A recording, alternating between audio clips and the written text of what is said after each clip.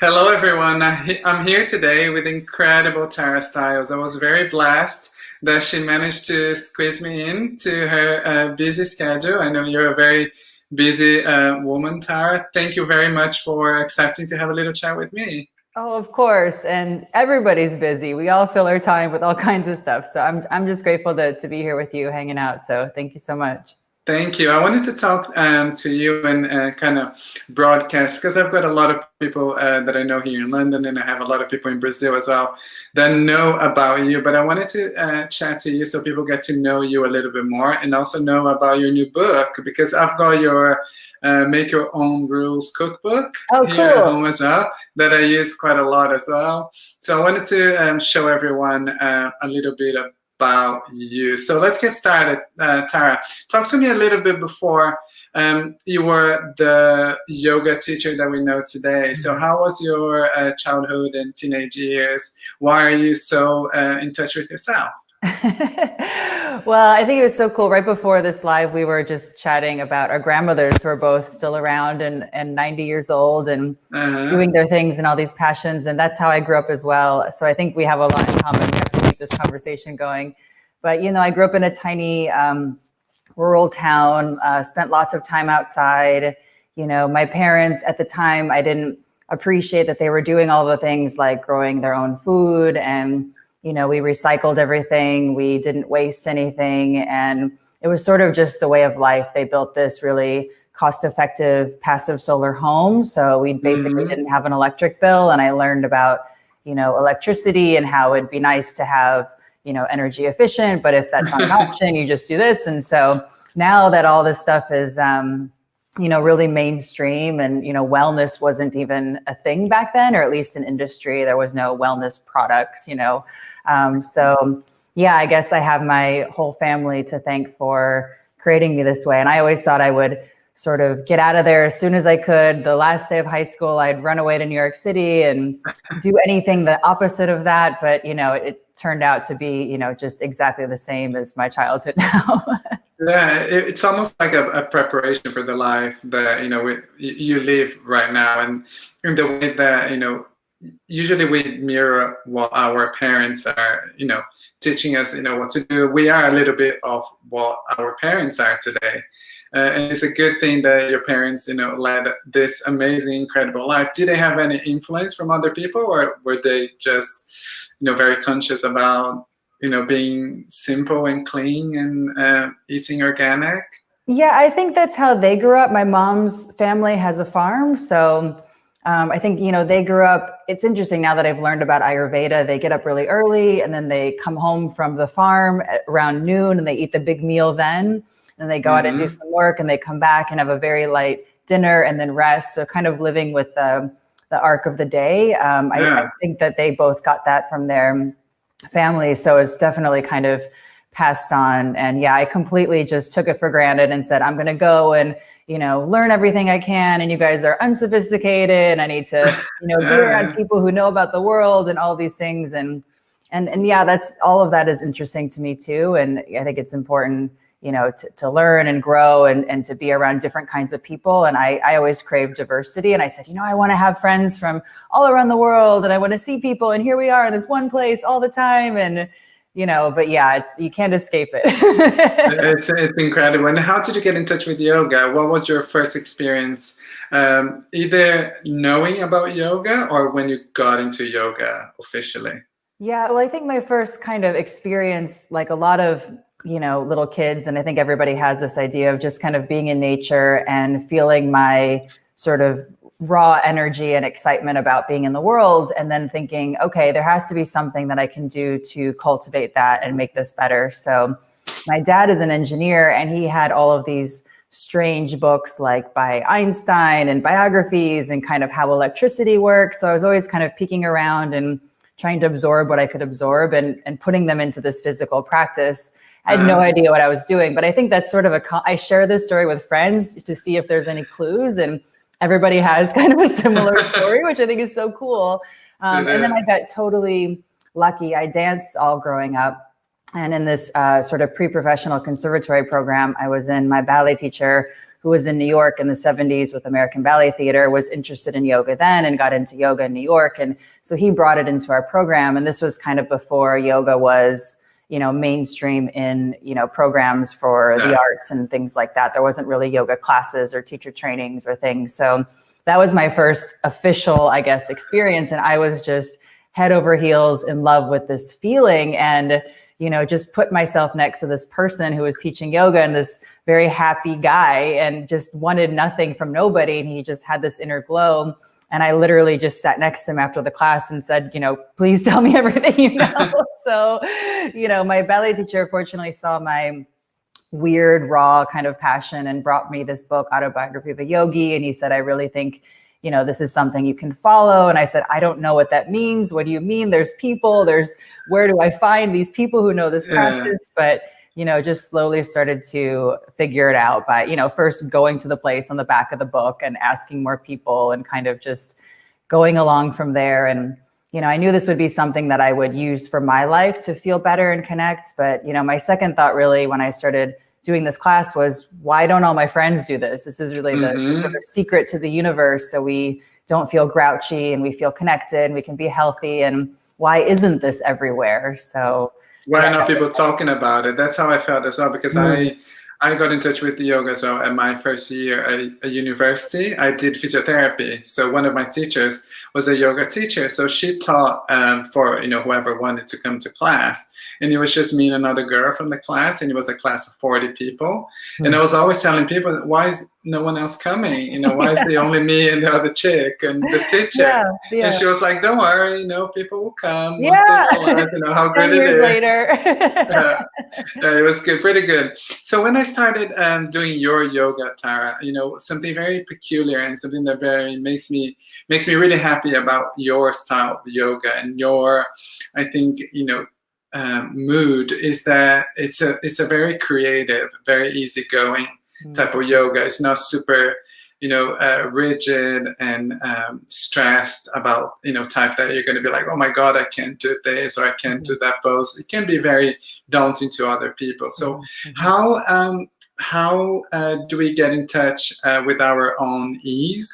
For example, how do I practice with ease? Because I know you're a big promoter of being kind to yourself. That is something that I need to work on a lot, and a lot of people do too. And how do you bring your creativity into your practice?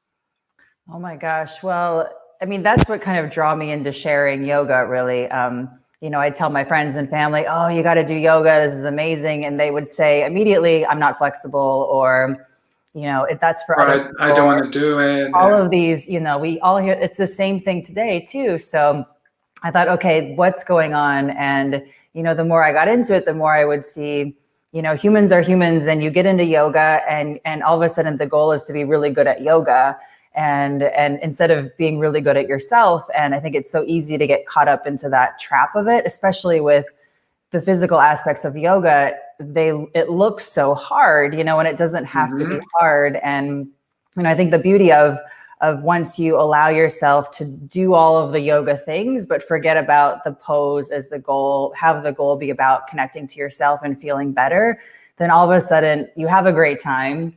You feel really good. You don't get injured because you're not forcing and pushing yourself. And then kind of the magic is you're able to do more of the things, and you get more flexible and more strong and more balanced and healthy. So, that all made sense to me through, I guess, my grandparents and parents being easygoing themselves and not dogmatic and rigid. I mean, now I talk to my mom and I'm like, Mom, you were a straight edge hippie and you're an artist and you're into these things. And she's like, I don't like labels. Don't tell me I'm just me, So now I kind of get it, So she's like, no, I didn't want to be a hippie because, then you have a whole label and, people assume things about you, and I want to talk to everybody in town. I don't want to just be with this group. And I completely identified with that as well. And, I kind of figured there was a way to maybe practice yoga. And, I don't know if this word is correct, but sort of in a non-denominational way, sort of in a way, I know it's very all over the place now, yoga for everyone, but instead of just having yoga be available everywhere, reminding people that when you come to the class, you can still feel good in yourself. You don't have to, click into any old habits of I have to be this way or the teacher's looking like that, so I need to look like that. And all of our weird human funky habits have this way of being exercised through yoga. And I'm not good enough. I'm not, religious enough. I'm not spiritual enough. Whatever our enough problem is so easy to just, grow through that. So, I just found this opportunity to tell myself, oh, it works better when I'm easy on myself. I actually get more and I feel more connected. And, maybe I can just share that a little bit. No, and it's incredible because I was telling you as well that I've got an injury. So what's been helping me a lot as well, it's following your classes, a lot of your classes that I can find it on your website, because it's very easy going. Because I had that mentality before that I need to do the poses, in the classical way of hatha yoga. But sometimes it was hard for me because I can't bend forward correctly. I cannot bend forward with my legs straight. So being part of your class, it made me realize that I don't need to do the pose, the way you're doing the pose. I need to do the pose the way that my body can do the pose, and it's regardless that if I can do the pose or not, I do what I can. So, and it made me kind of, accept a little bit that, I can't really do what is the normal pose, the classic pose, but I'm doing the pose that is good for me at this time. Yeah, when I first started sharing, I didn't even have all of the things that you just said in my mind, like these are the reason why I'm doing it. So that sort of revealed like a laboratory. And then I realized, oh, this makes a lot of sense. And then, of course, from my dance background, movement always made sense. And, with yoga, we all get focused because we want to do it correctly on one particular place of the movement instead of all of the other things. So it started to really make sense of, oh, you can do a triangle pose, but the point where you're in the place we see the picture in, all the old books is just one moment, and you have to get in and you have to get out and you have to be good to yourself the whole time. Otherwise, there's no magic that pops out when you put your anatomy in this one place. You have to be, your whole self. So it sort of just started to make sense more with the moving well the whole time instead of just kind of, forcing yourself into a pose and then being really mean to yourself and then getting into the next pose and then being really mean to yourself. And when you talk about, easy does it and, and being comfy with your practice. So how do I get comfortable with my practice, for example? What would you tell people that are like, oh, I've never done yoga, how do you get started? Well, I think just, whatever practice you're following, you can kind of do your own thing through that practice. So I think of more of what I share as kind of software, I guess, in a kind of corny way. But, first of all, softening. I think, there's nothing possible without softening. And, you can look outside at the river and the trees. And if the trees weren't soft, they'd fall over. And we do the same thing. As soon as we're rigid, we crash. And we're rigid because we don't want to crash, but we end up crashing. And then it's all a big toxic cycle, I guess. But I think the main thing is to allow yourself to be movable a bit. So bend your joints, your actual body, but then also your whole self, your emotional self, your however you think of yourself as you, just to soften a little bit. And then from there, instead of what I kind of like to think of double doing, people would lift their arms and they're kind of, instead of just taking an inhale and lifting your arms, they're making something easy really hard, when you can just take a big inhale and lift your arms up and feel more and do more. So in a way, letting your breath move your body. So you're essentially going along for the ride of your breath instead of trying to push your body into too positions hard. In a way, too hard. Yeah. What I find as well, that you help me a lot as well, and your yoga helped me a lot, is the listen to my body, is the sway side to side a little bit. When the first time I heard you saying sway side to side in any pose or in any way you can do it, I was like, can I do that? I was like, could I sway in this pose? And then I asked myself, well, let me try, and then I could, and then I was like, okay, maybe I'll try in downward facing dog, and I'll try in a forward fold, and it's just it takes a lot of pressure on the way you teach, and how we don't have to look at anyone around you, and I love that you don't have mirrors anywhere as well, because we have the tendency of looking in the mirror as well, when we're doing it, because our ego wants to know if we're doing it correctly, but you always said that there's no correct way of doing it. There's my way of doing it, and our way of doing it. And that's why I love you. Anyway, for people that don't know about benefits of yoga, talk to us a little bit. What are the benefits of yoga and the benefits of breathing exercises? Oh gosh, well, I think the main benefit that I've always experienced, and I love just to share from that experience, is you feel better.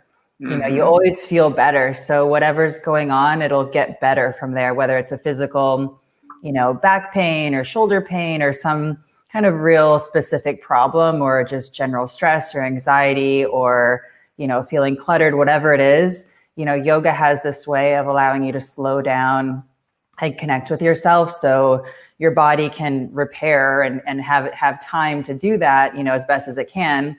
And you also can think clearly, so you can, figure out what you need to do to actually help yourself, and in a way get out of the way of yourself. So yeah, I think the main thing is you feel better, and everybody's looking to feel better, and we do a bunch of crazy things to ourselves all day long to try to feel better. Exactly. And this is free, you just get out on the ground, and sure, you can follow along with a video or something, but you can really learn enough where you just get down on the ground and use this first thing in the morning, and a couple breaths and a little side to side movement, whatever it is. And, you can do your physical practice and connect with yourself, and then, go about your day, and you're less grouchy and just feel better. Yeah, that's how I feel as well. When I try to tell people about yoga, I've always given, for the people that speak English, all my friends that speak English, I always forward them to your classes, because I think, the way you teach is, very welcoming to people. And it's very, sweet and nice, so people understand that yoga doesn't need to be, very hard. And I always tell people, don't look at Instagram, don't look at people posting, crazy Instagram photos, because, you're going to start judging yourself through that as well. So I always, tell people to come to you. So it's a good thing. I wanted to know a little bit of Strala as well. How did you come up with Strala? Oh, again, by accident, really. I met Mike, my husband now, Daisy's dad at the time, and he had an apartment a little bit uptown of mine, and his living room was bigger. I had a little studio, and he had a 1-bedroom. So I said, can we do classes here? And I said, okay, we need a little name for the place. And I was thinking, let's maybe combine some words that we like and feel represent how we love yoga. So we combined strength and balance and awareness, and kind of came up with this word Strala, and didn't think much of it, just put it up, on the door, literally, like no website or anything like that. And people thought, what's going on? We would take it down when the neighbors would come home and put it back up when we had a class or whatever. And then actually a Swedish newspaper came, it's New York, so people just come through, and, word of mouth was getting out, things like that. And a journalist came and said, I'd love to write something about this, because you're doing yoga in this easygoing way, and that's so strange, and you have to, you're not doing it rigid. And I'm like, okay, let's talk about it, I guess. And then she said, it's so cool that you're using this word, the Swedish word Strala, and it has a circle over the A in Swedish, and it actually means in Swedish to radiate light and to emit rays and to smile broadly. So I thought, well, this is wild, because, to me, that's the feeling of yoga. When you really are at ease with yourself, you radiate, who you are. And I guess we're stardust and all that stuff. So, again, it had a way of just knocking me over the head. And, it seems to make sense, because I didn't want to, if I was going to start a studio, I didn't want to, have it really be about just me. And I wanted to share that this is about you, and this is about anybody can feel this practice. And sure, I'm happy to guide you and share this with you. But really, at the end of the day, like, I disappear and you're the one that's discovered it yourself. And that's, how I fortunately learned yoga. And I wanted to kind of present that same kind of safe scenario for other people, to have a guide, but also to know that they have the power inside. Yeah, and something that you just mentioned, the word guide as well, because I was reading something as well, that you don't call it teachers, right? You call guide, because you're not there to teach anyone. You're there to guide people. Yeah, and that was from Mike as well. He's a mountaineer. So I said, well, I was also really young. I was in my early 20s. And I said, I don't really like this word teacher. And it feels very, like I know everything and you know nothing. And I know enough about yoga to guide you through something and keep you safe. And he was explaining to me the job of a guide for a mountain. They've been up and down the mountain many times. They're not going to carry you up like a Sherpa, but they'll tell you, don't step there. You may want to rest now. They can keep you safe and guide you on the way. And I thought, oh, that's so cool. So, we started calling the teachers guides, and, people thought it was really weird and corny and kind of, nerdy or whatever. But now I see a lot of people actually using the same term. So it's pretty cool. It makes sense 100%. It's super cool because when you think about it, when I think about the word teacher, I think about, the toughest people that I know, at my school, my prep school. I remember the teachers being a little bit, too tough, and I don't like that word as well. So when I was reading that you were calling your, guides, guides, and I was like, that makes super sense. You're so smart. Let's talk a little bit about writing books, because I know you have quite a lot of books. So I've got your Guiding Strala, and I've got your Make Your Own Rules cookbook. Talk to us a little bit of the other books you have. And I know that you're having a new book coming out in January, right? Yeah, exactly. Yeah. So let's talk about those. Talk to me a little bit about that. Sure. Well, I think we're a lot in common. It's sort of, I love to be busy and exercise kind of all parts of myself. And the moment that I got this opportunity to write my first book and it went all right enough to do another one, I said, okay, I'll keep doing this as long as people will say, okay, I can keep doing this. And it's been kind of a nice way to think about things and write about things, especially the Guiding Strala book. I said, can we just publish essentially a training manual for anybody that wants to lead with ease and share these things? And, sort of friends of mine that were more business focused in their life are saying, oh, you can't do that. That's wild. You can't give away all your secrets. And I said, well, secrets are kind of here all around. And, secret's only beautiful if you share it with somebody else. So I'm happy that that's around. And that was the same kind of idea for Make Your Own Rules cookbook. I was getting to travel all around the world, and I would meet people and they would take recipes that I would share and they would make them in their own culture and cuisine. And I would think that that's so cool. And, I was just keeping a little recipe book of everything. And I said, okay, I think, this is a beautiful kind of yoga way to show everybody that all cultures are beautiful and we don't have to be intimidated or scared, and it's easy. And you can do this without, taking a huge course in, Malaysian cooking or Indian cooking, and you can use the things that you have in your house. So that was really kind of fun to do. And yeah, this new one, Clean Mind, Clean Body, it's sort of, a continuation of just slowing down, to be honest.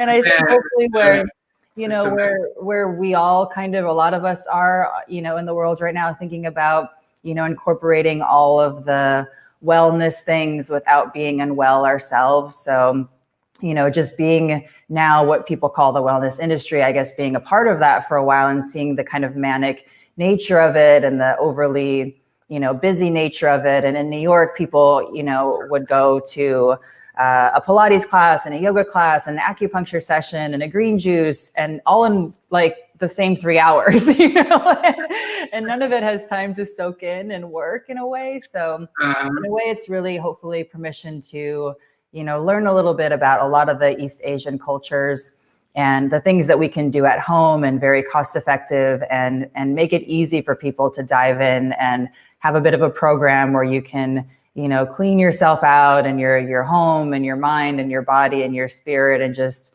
take ownership of it so we don't kind of fall victim to all of the, the bottles and the pills and the pins and the needles and stuff, and maybe just choose one thing that you like to do. The labels as well, right? And not being labeled about doing anything else. It's a little bit of a detox as well. I was reading about it. So it's like 7 days of detox, and then there's the cleansing, right? It's detox, and then what is it?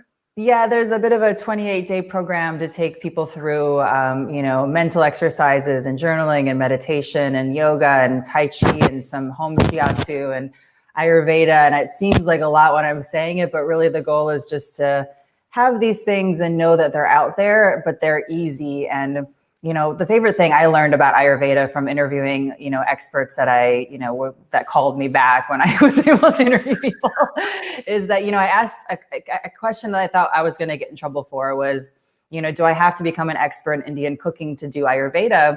And everybody told me, no, you can, have your grandmother's veggie soup recipe if you feel the vata imbalance, that's coming. I thought this is, for me, a game changer, and it's got to be for other people a game changer, because when I first got to New York and I was figuring out about Ayurveda, I would go to Little India and buy all of these spices and bring them home and just think, okay, what do I do now?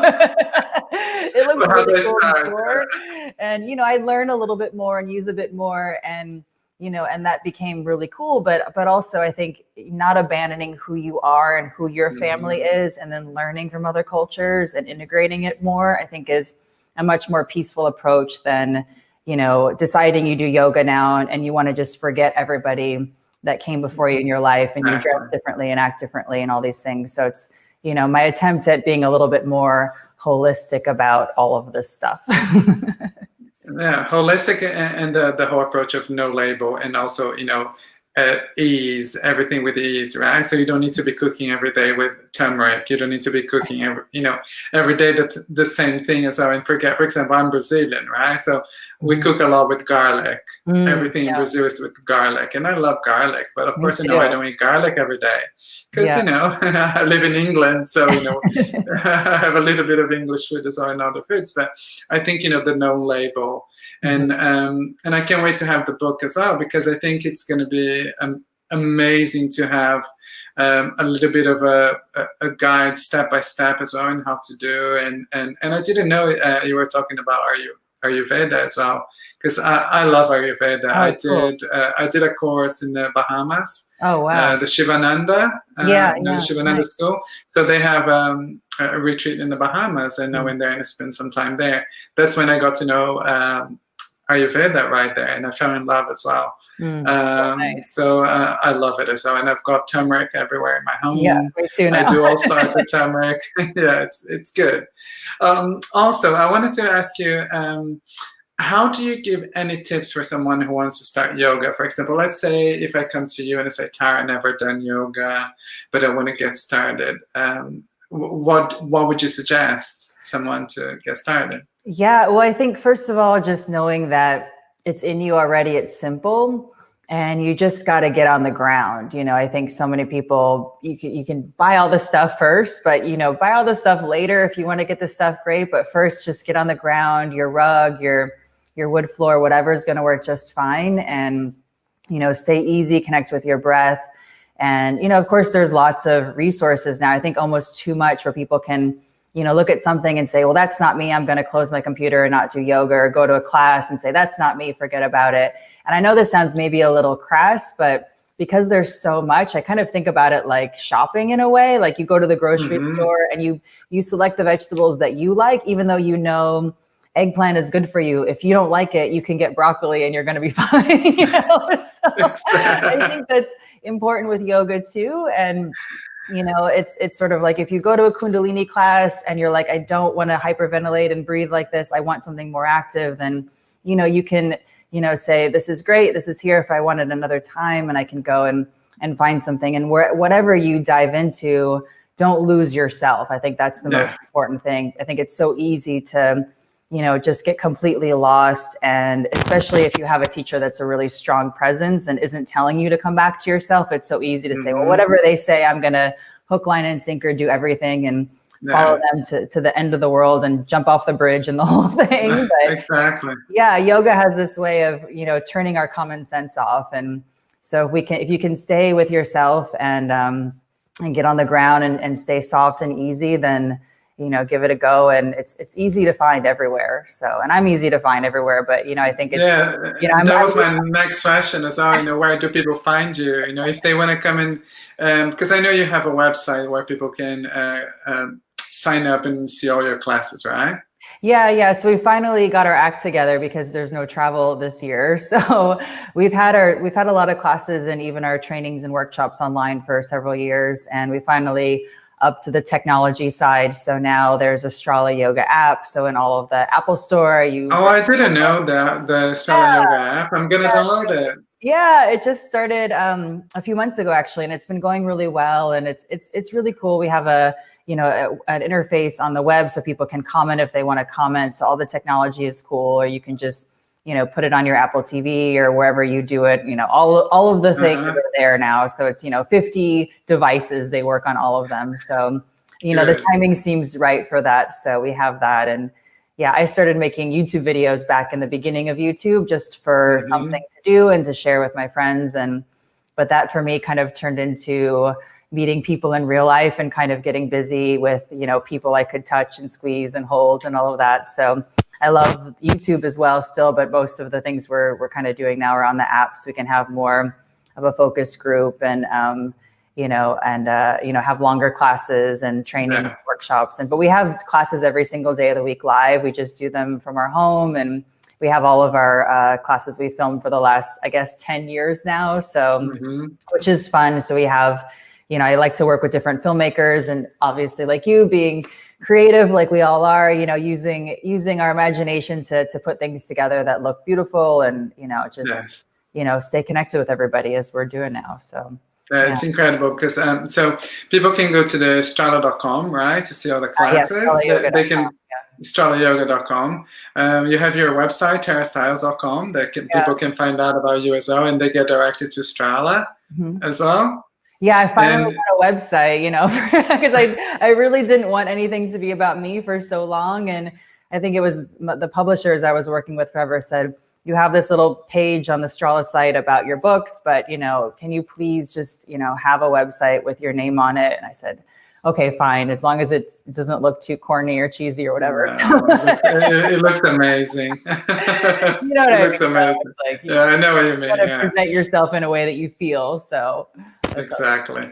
And on Strala as well, for people to know, so you don't only do yoga, right? So you have your husband Mike also teaches Tai Chi, right? Yeah, so he grew up doing Tai Chi, and it's funny because it's all about moving really well and efficiently and doing all of that. And for me, I kind of came at that with my dance background. So he was doing yoga in this Tai Chi way, and that made a lot of sense to me. So kind of taking that out and teaching people Tai Chi and then bringing them back to yoga, I think brings that softness that sometimes when people just do yoga, it's hard to find that softness and that ease. So that's a really nice thing. And we have shiatsu as well with Sam Berlin, has much more experience teaching than I do. He's got 35 years teaching experience and ran a shiatsu school in New York for a few decades. And also really great just to make a good connection, even with yourself and when you want to contact someone else. So I've learned so much from him just in how I teach and share and connect with people through touch and lean on myself and my own kind of just self-awareness and, more of that energy things too, learning actually where the meridians in the body are, and they're everywhere. And it's sort of like this super highway. And I think it's another layer of more things that we all feel like when we're little kids and we're just open and feeling, like a big circuit connected with the world. So it's cool to learn about that too. Yeah, and it's amazing that you have all integrated as well. And you also have a lot of teacher trainings, right? That a lot of people don't know that you offer that as well. So talk to us a little bit about your teacher training. Yeah, we're really bad at marketing. We just don't do it at all. No, it's amazing because I found out, shamefully, I found out very not too long time ago, because I did my teacher training through a different branch of yoga, and if I had known, I would have done yours. I'm sorry. Well, maybe we'll come to London. We can do it again. Yeah, we'll do something else. Yeah, we just got busy doing them, and again, it's kind of a word of mouth, and of course we have them on the website and things, but yeah, we never did the SEO and marketing and all that stuff that you're supposed to do. We're busy doing things, and and yeah, it's been kind of nice too. It's just Mike and I and a few helpers that help us do get things up on the website and a little bit of things here and there. But it's nice to be able to stay focused on what we're doing instead of focused on sort of the marketing side of things so much. So it's been nice. But yeah, so we go around and do them. We have 2-week trainings and 3-week trainings, and now we're doing them online. We've got them filmed so people can do the online training, and then we have live classes all together as a support. So it's been kind of a cool way to transition. I said, of course it's great to be in person, and but when you're online, you can be in your pajamas and you can kind of take advantage of this time as well. And we had the online available before, but it's sort of most people's only option right now. So And we were talking a little bit earlier. So you're coming to Europe next year, right? Fingers crossed. Yeah. So we have a plan to be in Berlin. We go to Berlin all the time for a 2-week program, and then in Switzerland and Zermatt in June for a 1-week retreat. And then hopefully in between, we're going to, just crash in Europe and overstay our welcome everywhere, and probably pop into London and hopefully Amsterdam again, and see friends and do some classes and workshops and things like that. So that's amazing. All right. So do you, I think our chat is over. I don't want to take too much of your time. No, I love talking with you. Yeah, no, you went to. I just had another question as well. So I had here, how do people get in touch with you? If you had any final tips for anyone watching about yoga, or how to get in touch with yourself, or how to be kind to yourself, or how to advance in their yoga practice. Yeah, I think, the funny thing I think about a lot is beginning and advancing, I think, is the same secret. And it's really in softening, allowing your breath to move you so you can, first of all, do anything. I think about, like, I'm not a scientist, but I think about the Big Bang a lot, and just, knowing Deepak Chopra and Rudy Tanzi, and, asking them, before the Big Bang, do you think there was a bigger softening to allow the Big Bang to happen? And they're like, I never thought about that. But, seeing how nature is, and we all feel so good when we're in nature, and then we come inside and we do the opposite in a way, and we have to go back outside to the beach or for a walk to relax. And, I love this idea of allowing the nature to become part of you by slowing down, softening, almost letting yourself be carried by your breath. And in a way, it's a huge challenge, because we're all taught that, forcing, pushing, and struggling is the way to achieve anything. And of course, you can get so far just by your sheer will, but eventually you'll break down. But I think the saddest part is you're not going to actually reach your whole potential that way. So you can work really hard and achieve some goals, but, you're not going to be happy when you get those things you thought you wanted that way. And you're also missed out where you could actually go. You can actually go much further. So I think the real secret to, big achievement, if you have big goals for yourself or just want to feel better, is really the same thing of softening and following your breath. And as soon as you do that, your body goes into the relaxation response and all this stuff that we all read about, and all these wellness books, and, our mind works, and creativity, and all that stuff can happen. But it can only happen when we essentially get out of the way of ourselves and bring that feeling of walking in nature into our sort of regular life. So if somebody's, doing yoga for the first time or for the millionth time, it's that, instead of just going for the pose, allowing yourself to connect with yourself and then see what happens. The goal in yoga isn't to be good at yoga. I mean, that's kind of ridiculous, if you really think about it. Nobody wakes up in the morning, I want to be good at yoga today. You think, I want to feel better. I want to have good energy. I want to achieve my goals. I want to live my life and, feel excited and all of these things. So I think it's remembering that that's the goal, not, to put your foot behind your head. And something interesting you just said as well, because I remember when I started my path in yoga, I asked a yoga teacher that I knew, and I said, do you practice yoga every day? And she asked me, she was like, what do you mean by yoga? I was like, good question. I mean, the practice. She was like, well, you mean the asanas? That yoga it's a lifestyle. It's being kind to yourself. It's being kind to other people. It's taking it easy. So if that's what you mean, I am practicing yoga every day, and I also do the asanas every day. So it made me think about that in a way that when people say I want to be good at yoga, every time I hear that, I go like, you mean, what do you even mean by yoga, right? What is yoga? Yeah. Right. Oh, I love that. Yeah. I mean, for me, if I can walk to town and be open and not run into people, just have basic coordination and kind of be in the right place at the right time and feel connected and smile at people, then that's to me being good at yoga in a way. So it's cool. It is 100%. Well, Tara, thank you very much. Our time is up. I have no words to thank you for allowing me to have a little chat with you and agreeing for me, to have a chat with me. I just wanted for everyone to know how amazing you are. I already pre-ordered your book, and if everyone so sweet. Go ahead and get the book as well. The Guiding Strala just got started, and I'm loving it. I am loving it. And yeah, and I just wanted to say thank you again. And if everyone wants to get to know more about Tara, I left all the links down here so you guys can go there and check it. And she's an amazing human being. And I'm so thankful that I get to know you. Thank you very much, Tara. Well, I hope we stay connected for a long time. We will. All right. Okay, Thank you.